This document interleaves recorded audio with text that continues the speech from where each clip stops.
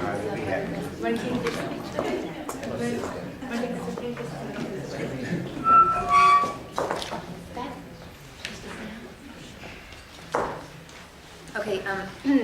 good afternoon. Thank you all so much for coming. Appreciate it, judges and dignitaries.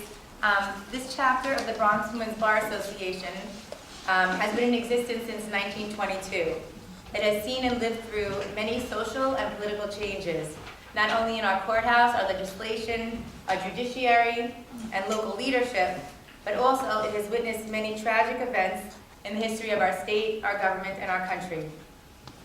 It has lived through many necessary and victorious changes in our civil and social climate.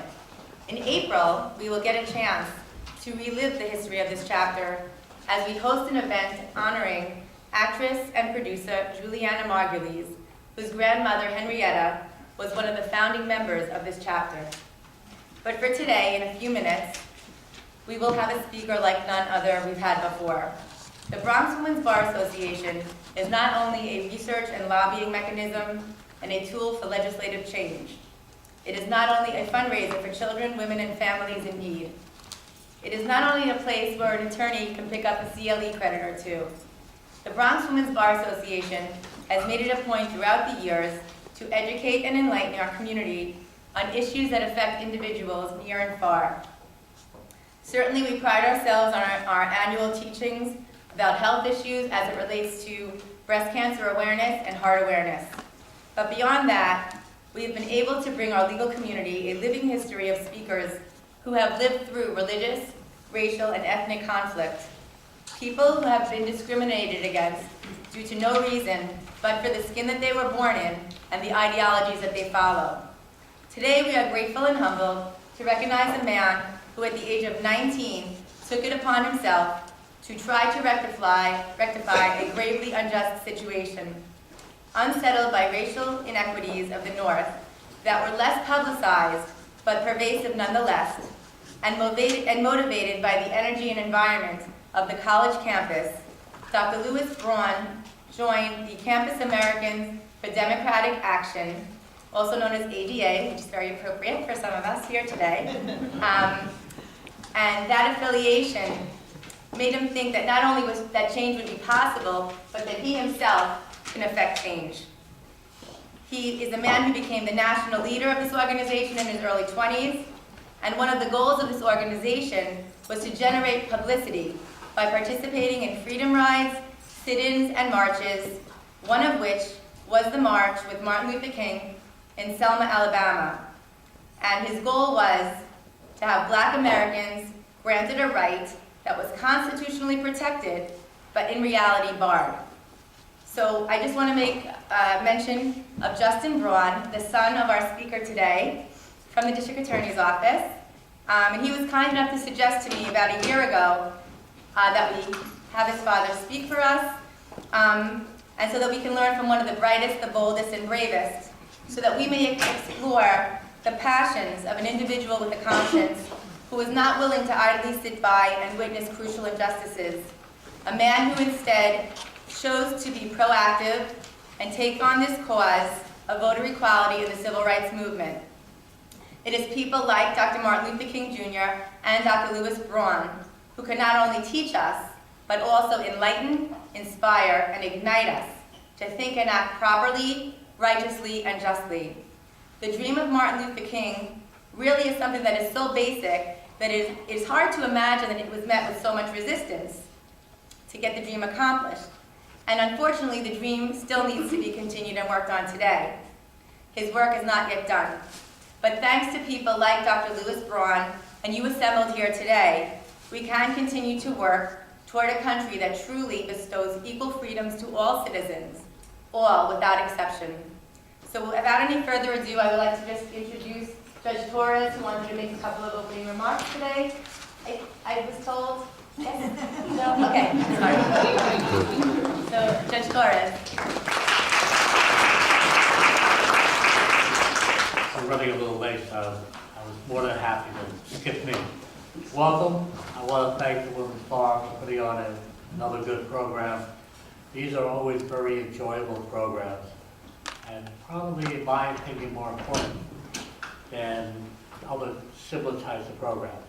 I am somewhat of a history buff, and the Women's Bar constantly puts on programs like this to talk about history, but not from what you read in a book or what some scholar tells you, but from real life experience, people who lived it and give that experience. Because that, at the end of the day, is the history and the experience and the knowledge that I believe we really need to carry on from generation to generation. So I'm very excited about these programs. I'm very excited to hear Dr. Braun, and we are running a little late, and obviously, shut up and let him take over. So Justin's just going to introduce his dad for a quick second. So this is my colleague, Justin Braun. Hi. First of all, thank you everybody for coming, especially my colleagues who I know and who I don't know. Thank you for all the dignitaries for being here. I really appreciate it. What gave me this idea, and thank you for Lisa for organizing it. What gave me this idea is the fabulous work of the Women's Bar Association, and I thought this might be a nice way at the start of the Martin Luther King weekend to think about what's going on.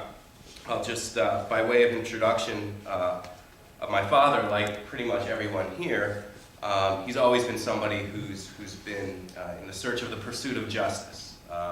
I know this from personal experience. I'll say very quickly, he grew up in Detroit as the son of Eastern European immigrants in a very poor Jewish section of Detroit. At the time was segregated. And even though it wasn't officially segregated against the Jews as it was segregated against people of color, there was nonetheless that barrier felt. He can elaborate more on that. He made his way through working various jobs to try to support the family after my grandfather, who I never knew, got sick from lead poisoning, and eventually he was able to, the whole family moved to New York City. And he became deeply involved in politics, as Lisa relates some of his involvement in the civil rights movement. After that movement, he finished a doctorate in mathematics and taught math for a long time. I'm not very good at math, so don't go by me. It's in his genes, not mine.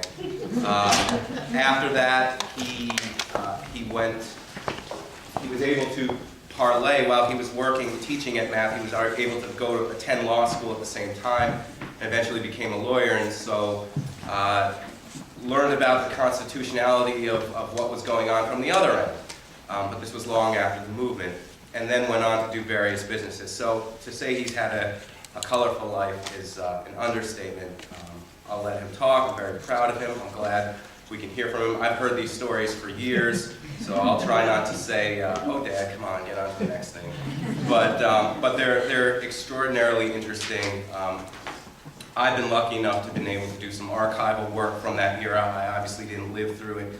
He did, and he can tell you things that it's getting harder and harder to find. So, my dad.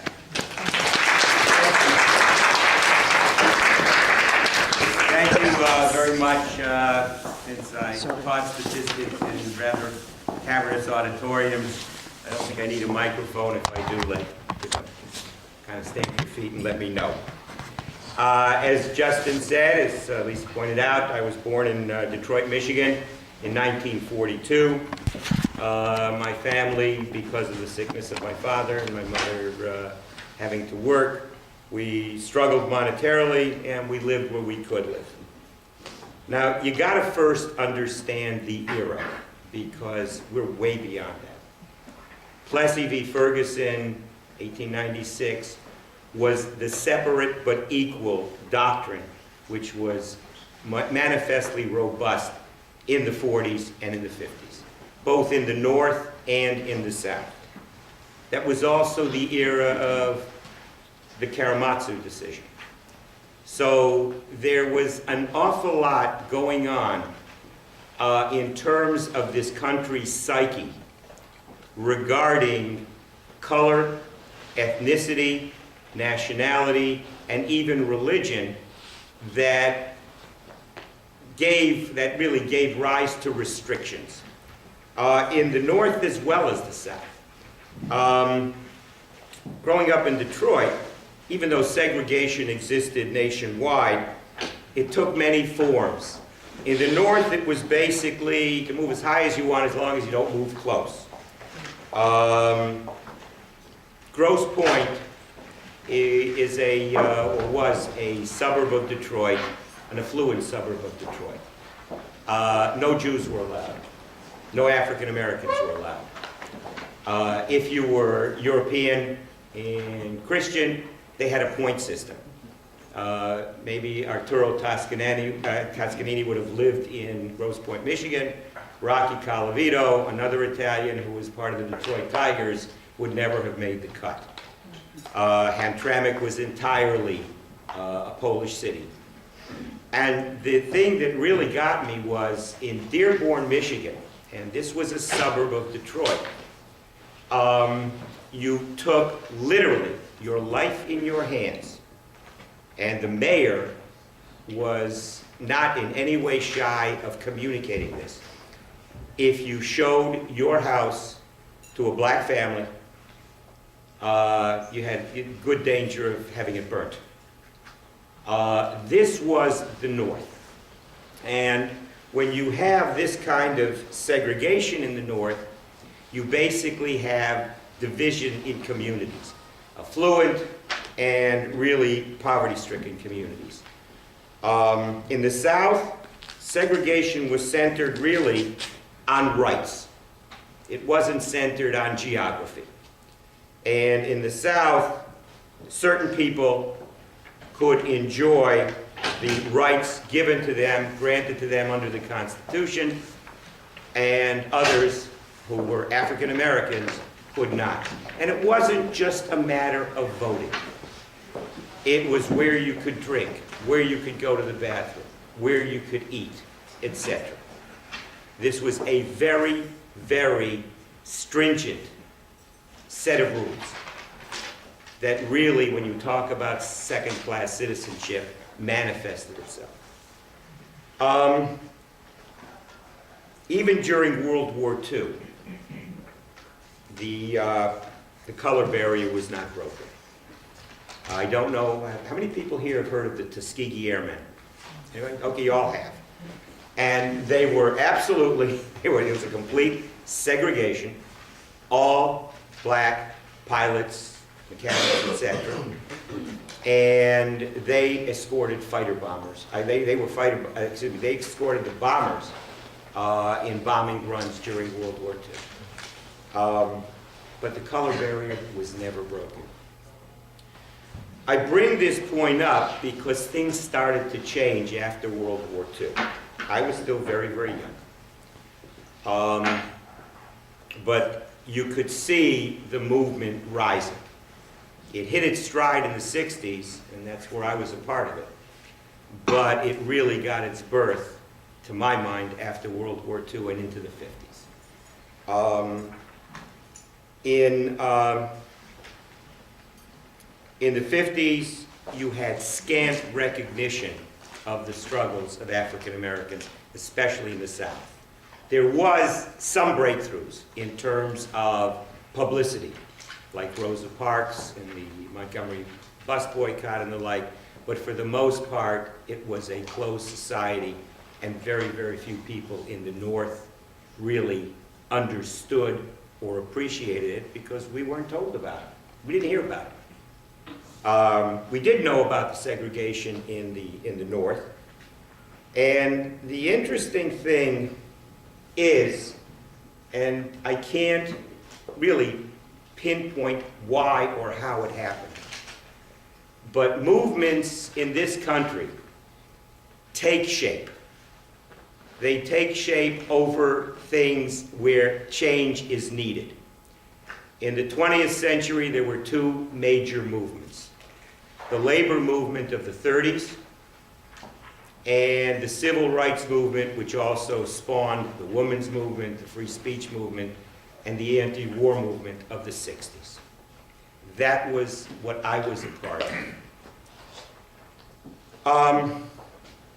Lisa said that I was national chairman of a youth organization, the Campus Americans for Democratic Action. During this period of time, in the early 60s, late 50s and early 60s, virtually every political organization had a youth arm. ADA had Campus ADA. The League for Industrial Democracy had the SDS. The Southern Christian Leadership Conference, Dr. King's group, had the Student Nonviolent Coordinating Committee, SNCC. The conservative movement had the Young Americans for Freedom, etc. And so there was a great deal of political awareness that started to build up, you know, especially in the North. And this was fortunate for me because I became aware not only of the problems, but we were, I can't say, you know, naive enough, stupid enough, whatever, to figure we could make a difference. And that's how movements arise. You just aren't smart enough to know that there's too much power out there that's going to stop your cult. And they just don't. Now, in the North, for example, the SDS started not as an anti-war organization, but as a civil rights organization. They worked in the North in terms of the economic struggles manifested in black communities because of the ghettoization of these communities. You couldn't live anywhere else but.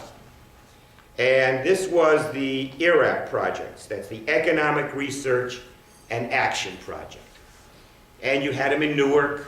Tom Hayden was very active there. You had them in Cleveland. You had them in major urban areas. They were funded by labor. Chiefly among them was Walter Reuther, the CIO, the auto workers. But unfortunately, the SDS saw, in terms of the Vietnam War, a place for them. And the ERAP projects kind of died, dwindled away, as the SDS became more and more active in the anti-war movement and basically radicalizing during that period of time. We were the Campus ADA, and we were part of the liberal establishment. We never radicalized, but we were street active. And although there were those among us who opposed the war as a mistake and as a drain, our primary focus was on the civil rights movement. And it got deeper and deeper as we started to get more and more active.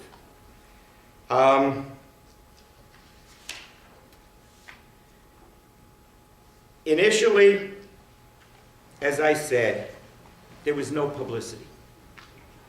You didn't know what was happening in the South if you lived in the North, unless you had family in the South, unless you were a part of it.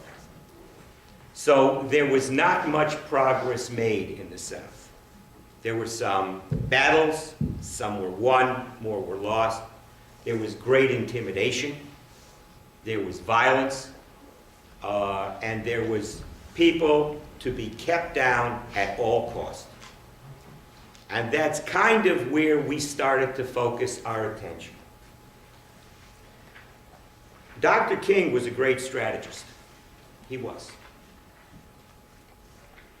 He saw the problems of the movement actually showing progress, while this publicity vacuum occurred. There was an encouragement, and we were a part of it, where we would send basically northern white middle-class kids into the areas, and knowing what was going to happen. Number one, we were going to get beaten, we were going to get jailed, unfortunately some were going to get killed. That was one of the things. The second thing was, though, there was going to be enormous publicity finally, which was basically the need. In other words, it was one thing when it was poor black boys and girls having their lives not just altered, but diminished, and those who would rise up against the oppression would find a very, very tragic end, oftentimes. But when it was white, middle class kids from New York, from Minneapolis, from Chicago, from Philadelphia, from Pittsburgh, etc., all of a sudden the press started to take real notice. And this was a turning point. We didn't do this to basically sacrifice ourselves. We really believed we would make a difference, and we understood how that difference could be made. That you have to understand. There was a reason.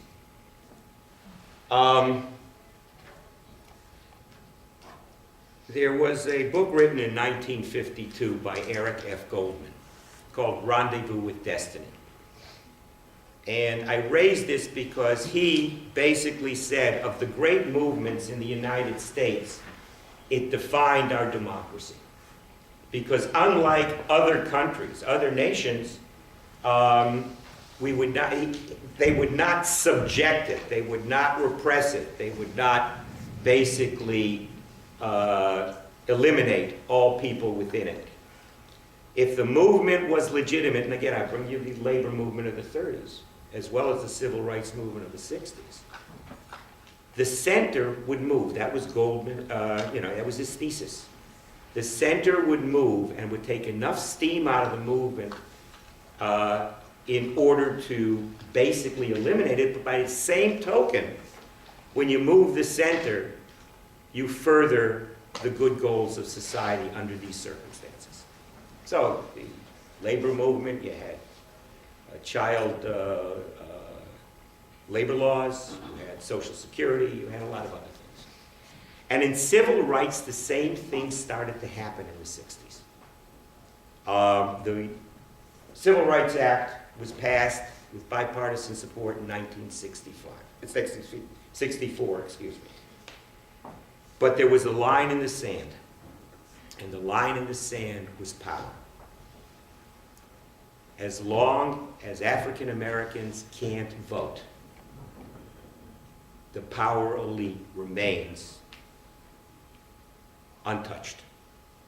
That was the line in the sand. Now, I talked about radicalization of SDS, but they weren't the only ones.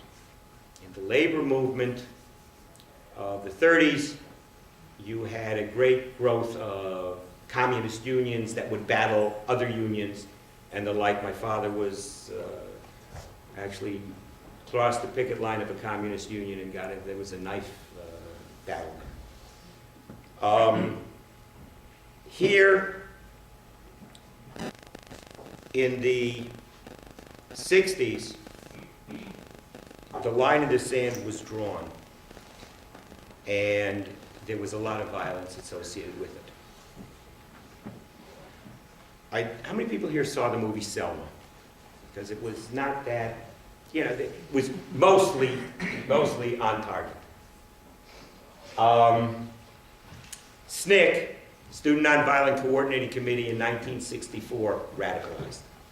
John Lewis, who was head of SNCC, was portrayed in the movie Staying with Dr. King, lost control of SNCC to Stokely Carmichael, who was moving in a different direction. And a direction where King said, not only is this non-productive, it's counterproductive.